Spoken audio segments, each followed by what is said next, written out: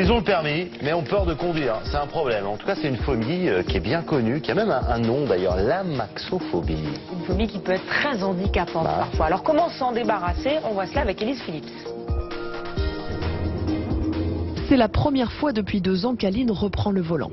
Pour l'instant, c'est sur un simulateur et sur une route de campagne, plutôt tranquille.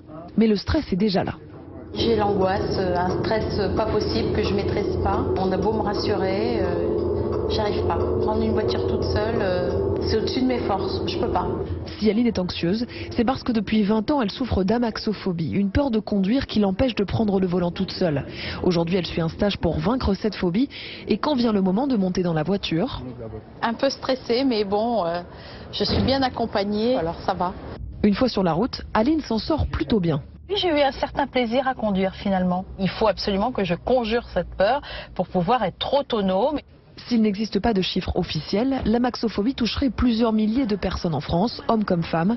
Les raisons de cette peur sont multiples et le travail souvent assez long. C'est un travail de longue haleine pour certaines personnes, pour d'autres c'est vraiment un déclic. On ne peut pas promettre à des personnes qui sont amaxophobes depuis 20-30 ans que du jour au lendemain ils vont reconduire. En revanche, on s'engage dans cette voie-là pour faire en sorte que dans le plus court délai, ils puissent se sentir au moins libres d'avoir le choix de conduire ou pas conduire et s'il conduit, d'être dans des conditions de sécurité et de sérénité maximale. Seules quelques écoles de conduite organisent ce type de stage, dont le coût est de 380 €.